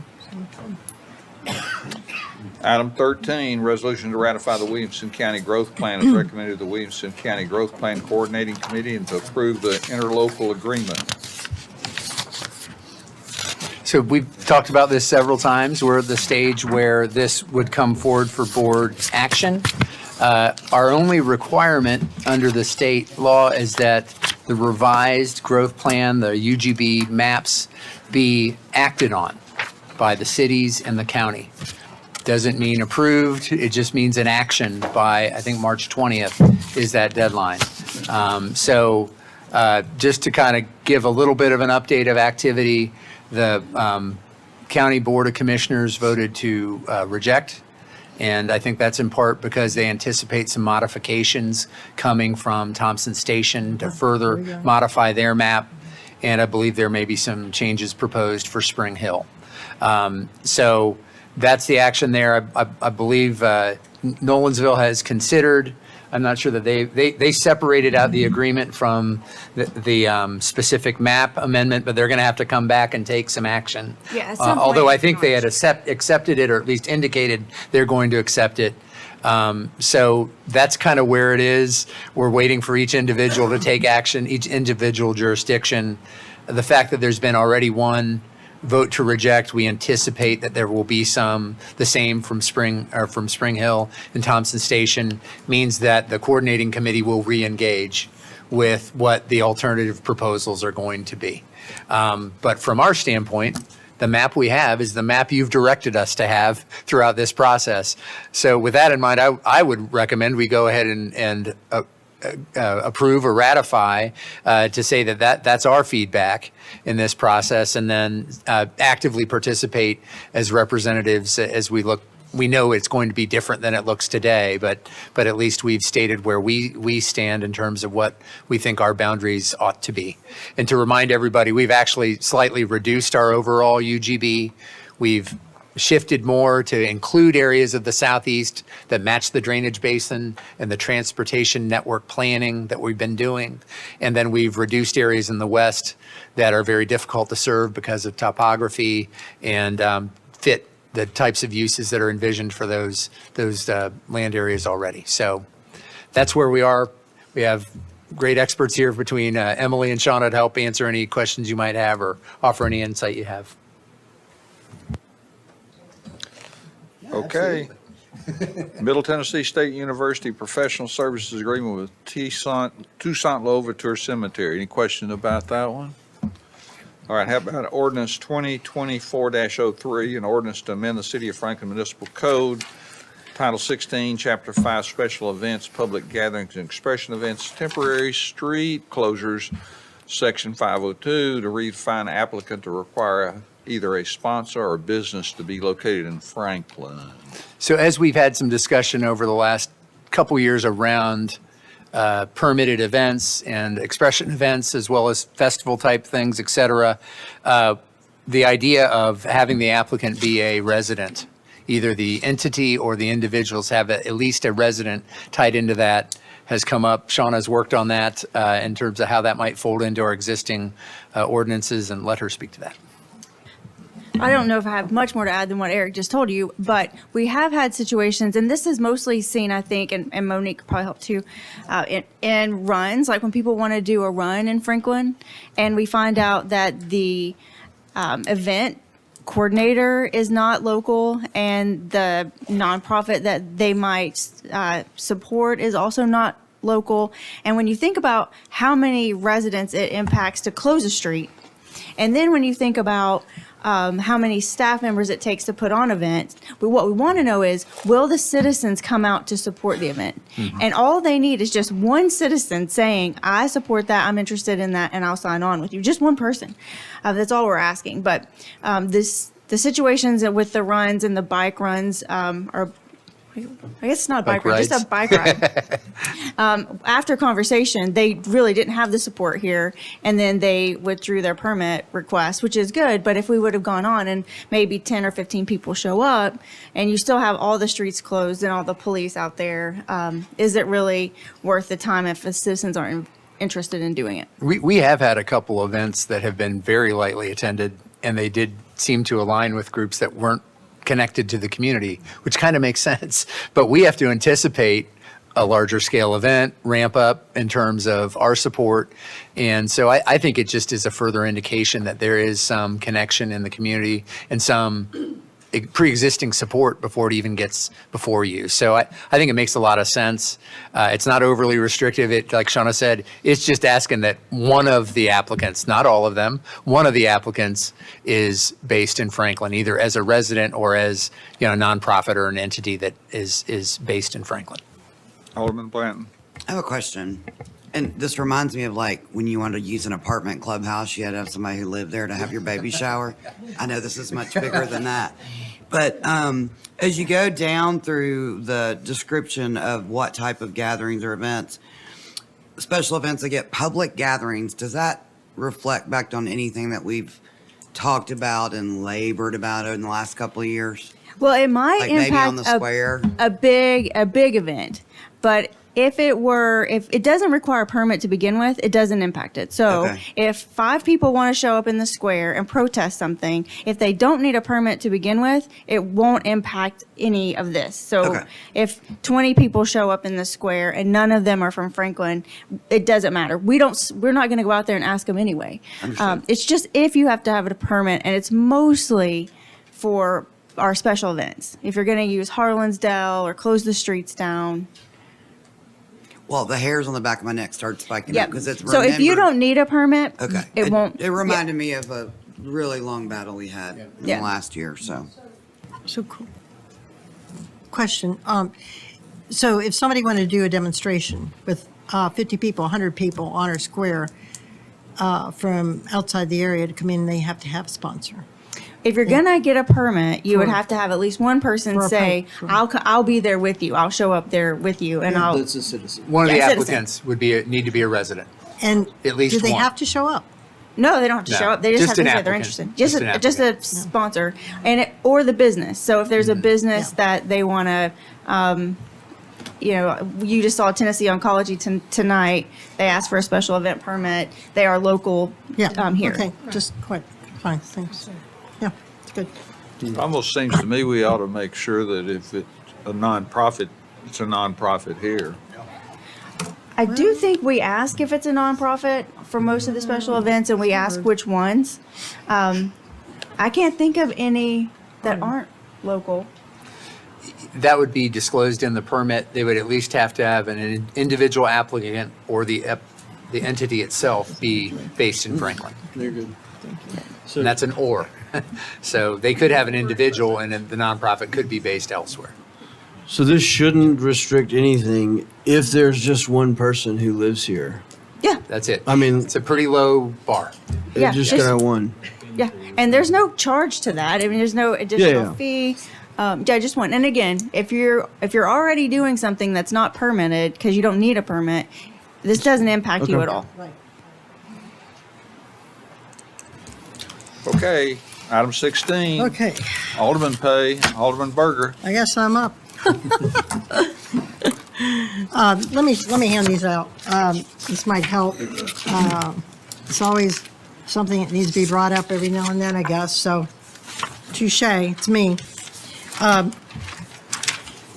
To increase, people always say, oh my gosh, you do that and you have no compensation. I said, well, there is some.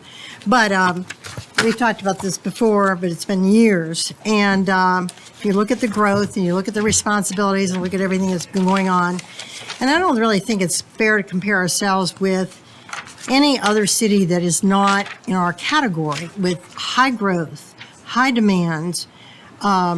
We're on the map, we're on the net, we're even on the international map, national map, international map. So I have done a proposal to increase the council compensation, city council. And I'm just going to read this real quick. As we continue to serve so people know what I'm talking about. So as we continue to serve our vibrant and rapidly growing city of 86,000 residents, they're kind of take or give some, it's imperative that we reflect on ways to ensure effective governance and representation. I'm advocating for an increase in alderman and mayor monthly pay for the board of mayor and aldermen with a particular reason and focus, and here's my reason, on empowering those who are coming after us, as well as younger candidates who juggle family responsibilities and full-time employment. Here's some compelling reasons why such an increase would not only warrant, but is crucial for continued success long-term of our city. Attracting diverse talent. Our city boasts a high talent citizens, and it's essential that our city council reflects the diversity of those individuals and the skill sets that they can offer to our city by offering compensation that contributes somewhat more towards the responsibilities that we must cover when we attract a wider range of candidates, especially those who are currently deterred by the investment of time, study, and financial strengths of serving in public office, along with their existing families, jobs, and community commitments. Second, ensuring representation for working families.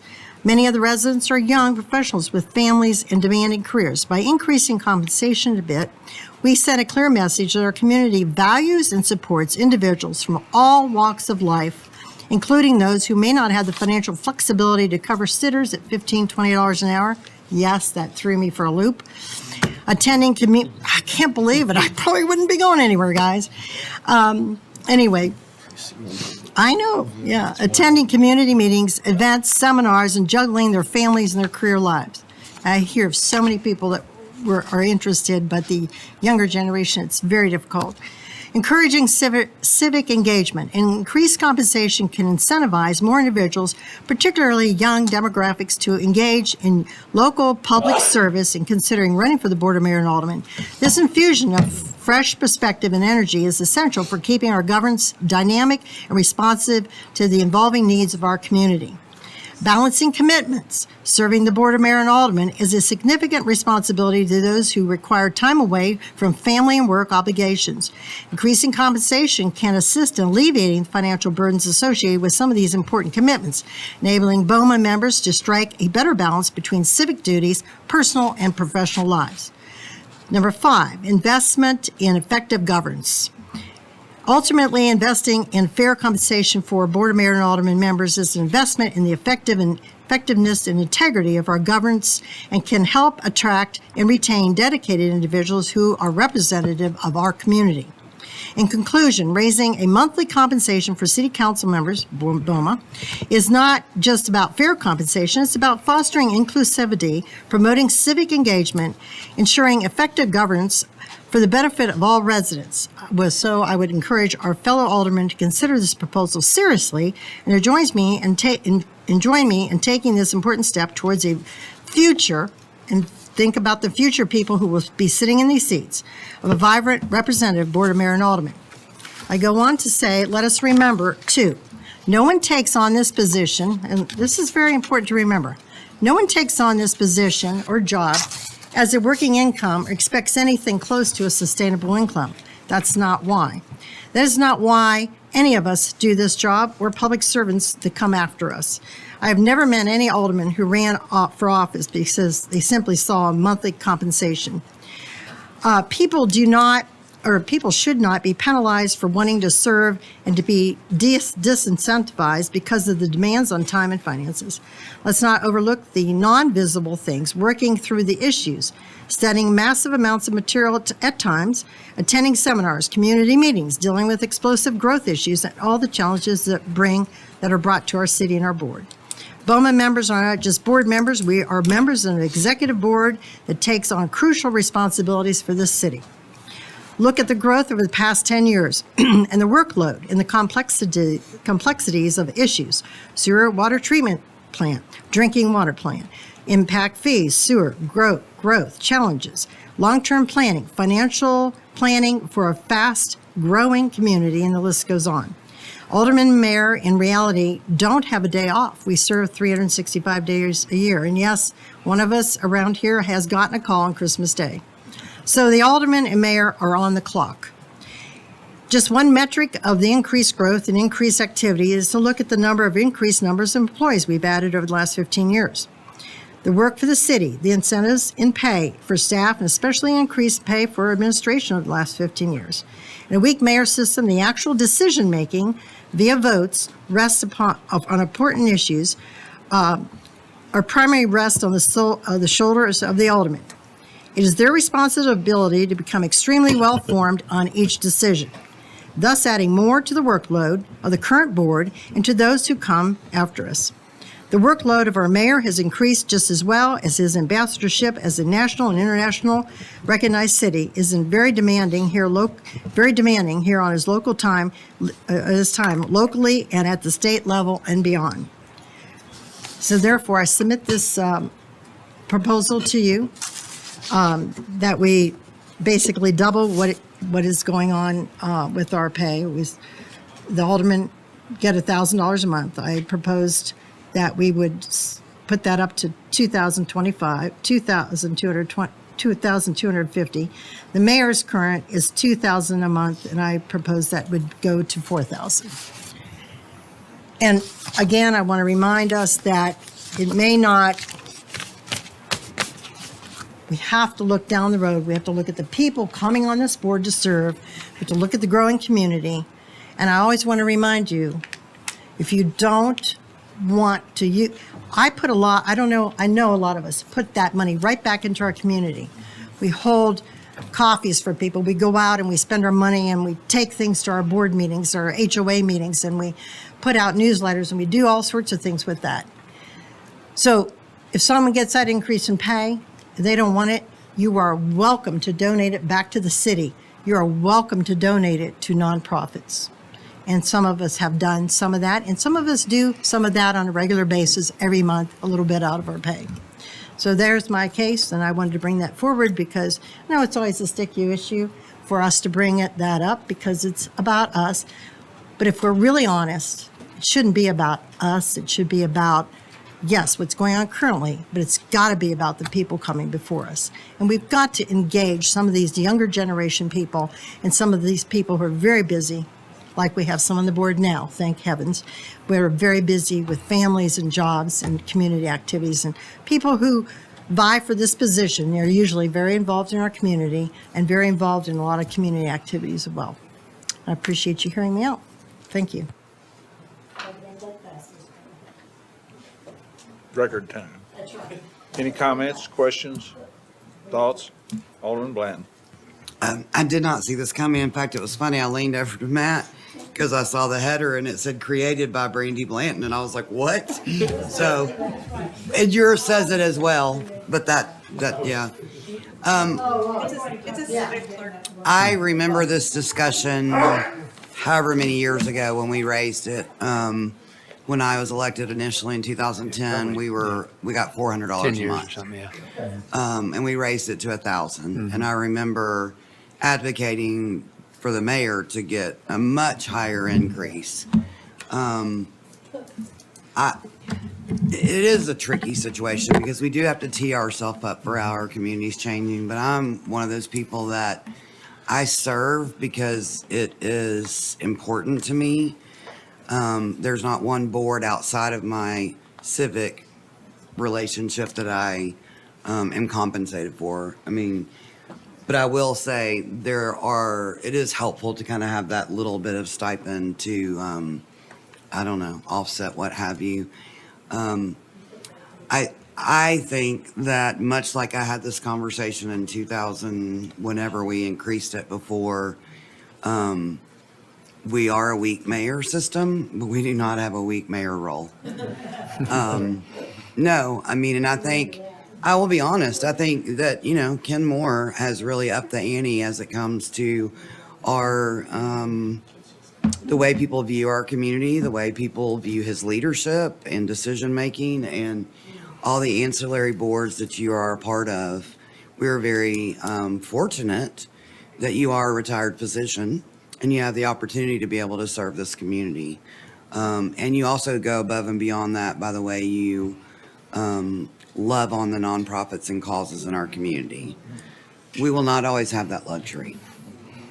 And so while I'm not sure how I feel about supporting a change for us, I think hand in glove, when we look towards whenever there's another mayoral role, you've set the tone for the time and dedication that takes.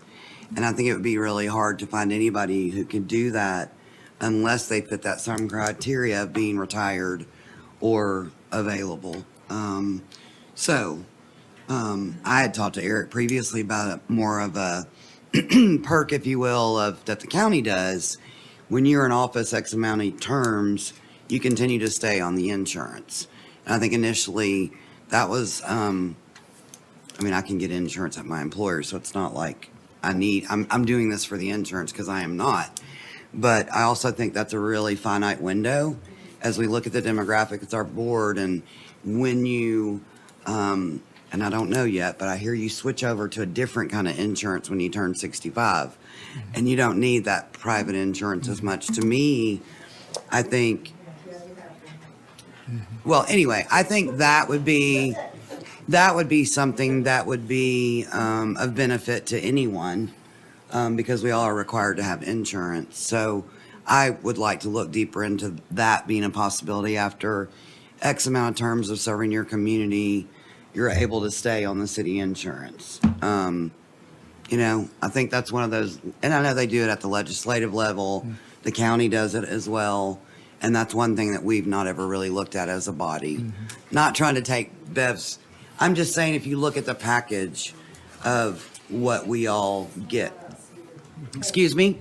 A lot of times, I want to try to say that too, we've got to not look so inward to ourselves. Absolutely. It's got to be about these people coming after us. And I see three of us here on this board that I will say that I think maybe we will not be here serving. Hopefully we'll be here, but we're not going to be here on our board that much longer. And Which three is that? well, I think she looked at me, Clyde. I'm not sure what. When's your birthday? The voters get to decide. Since you didn't, The what? since The you didn't hurt voters, the my voters feelings get the to last decide, time. yes, that's right. But, I never saw myself as being here this long, but I did talk to a gentleman who said, I would love to serve on the board, but he said, my wife just says, she's a nurse at Williamson Medical, or I think she's there at Williamson Medical, and she goes in for the night shift. And he said, I can easily get a sitter.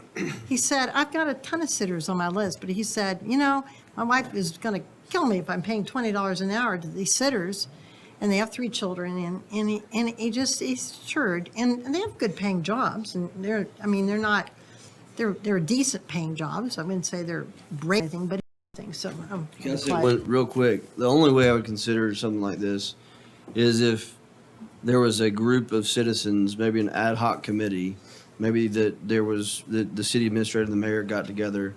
I mean, I feel like that I would want to hear from the citizens what they would like, what they think. I Might be a pay cut. No, and honestly, no, and you know what? Like, And term that has limits. to be on the table. I mean, I would not be opposed to that. I think that would be interesting. I think it's hard for me to say that's. Because it's not why you did it in the first place. Yeah, I know. it's not why any of us do it in the first place. And it would have to be I think so. significantly less than any staff. We would, whatever percentage increase we would have would be lower than whatever the staff increases that they've gotten over the last 10 years. I mean, it needs to be, that's not what we're here for. The citizens, I would like to have some feedback, and it may be nothing. That's okay too. I got Alderman Potts, and then I'll get you, Okay. Alderman Barnhill. Yeah, so I just saw the time here, so we'll be quick. I want to reiterate what Brandy said. Mayor Moore, you have set the bar, and I'll go ahead and tell you, being retired and having that flexibility has been of benefit, but we can't count on that in the future. And Bev, I appreciate you bringing this, ahead of, or bringing it to the board for our review.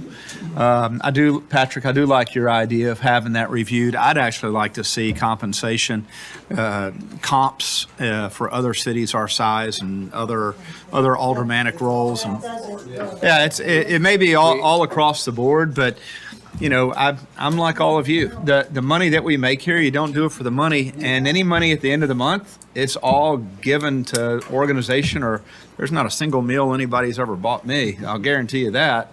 And but Bev, I appreciate you bringing this and putting it out there to talk And I about. will say, if you compare it to the cities, you got to compare apples to apples. Yeah.